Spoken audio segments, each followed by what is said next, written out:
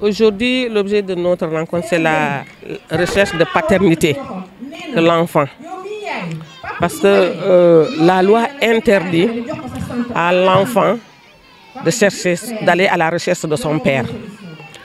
Elle interdit aussi à la maman de l'enfant d'aller à la recherche du père de son fils. Alors que le père, à n'importe quel moment, peut aller à la recherche de son fils. Alors, pourquoi la loi interdit ça? C'est ce que nous n'avons pas compris. Alors, la plateforme des femmes pour la paix en Casamance,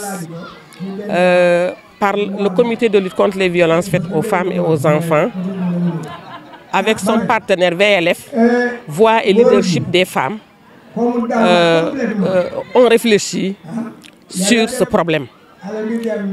Et ils ont trouvé que c'est quelque chose qui est un peu difficile pour les enfants qui naissent avec le nom de leur maman. Parce que la maman peut déclarer son enfant avec son nom si le père refuse de le déclarer. Ce qu'on a permis à l'homme, on peut le permettre à la femme aussi. L'enfant peut aller à la recherche de son père. Ça, on peut le permettre à l'enfant. Maintenant, nous, ce que nous voulons, c'est de voir comment encadrer cette situation-là. Parce qu'il y a beaucoup d'enfants qui sont en train de souffrir de ce problème. Nous avons vu des enfants qui sont devenus des drogués.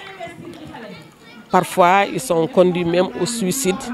Des enfants qui révoltés contre leur maman ou encore contre le père qui a refusé de reconnaître son enfant.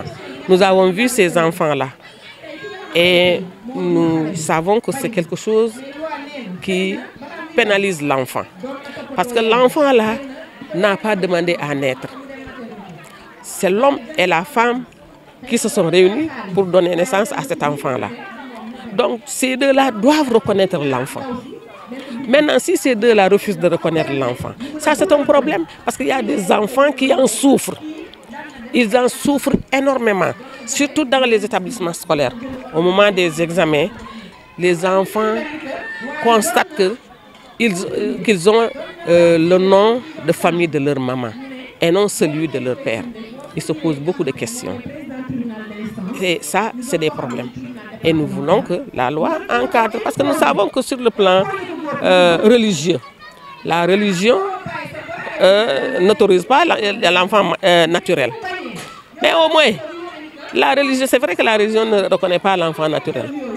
Mais si l'enfant naturel est né, il est né de deux personnes, d'un homme et d'une femme. Donc ces deux-là n'ont qu'à reconnaître. Ce qu'on demande, c'est que l'homme donne son nom de famille à son enfant. Le reste, Dieu est grand. On a vu beaucoup de femmes rester avec leurs enfants. Elles se sont occupées de leurs enfants jusqu'à leur réussite. Et vous voyez, les hommes qui refusent parfois leurs enfants. Quand l'enfant réussit, le père revient, dit que c'est mon enfant. Et la loi lui permet de prendre cet enfant-là. Ce qui ne permet pas à la femme. C'est ça le problème. Oui, je suis venu répondre à une invitation de la plateforme des femmes pour la paix en Casamance, à une rencontre de dialogue communautaire sur l'interdiction de la recherche de paternité à tout enfant présumé non issu du mariage. Alors l'article 196, effectivement, interdit à l'enfant de rechercher son père. Alors pour la plateforme des femmes, elle considère que c'est peut-être une violation du droit des femmes et qu'aujourd'hui il s'agit de faire un plaidoyer pour que la loi, le code de la famille permette à l'enfant de rechercher son père. Moi, en tant qu'imam, je ne suis pas un spécialiste du droit positif. Donc, c'est pourquoi je me suis abstenu de parler de cette disposition de la loi. Mais plutôt, j'ai insisté sur des attitudes, des comportements à adopter par les communautés pour éviter d'être en porte-à-faux avec la législation du pays. j'ai conseillé qu'il nous faut adopter une sexualité responsable.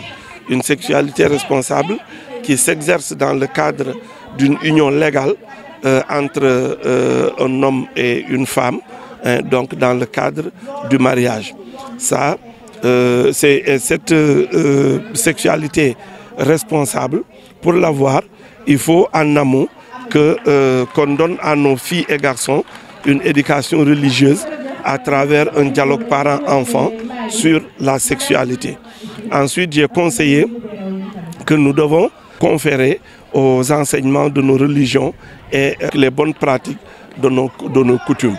Ça a été ma contribution, mais j'appuie quand même le dialogue communautaire avec les communautés et peut-être après cette étape que les femmes de la plateforme se rapprochent des parlementaires parce que c'est à eux de modifier, de réviser les lois.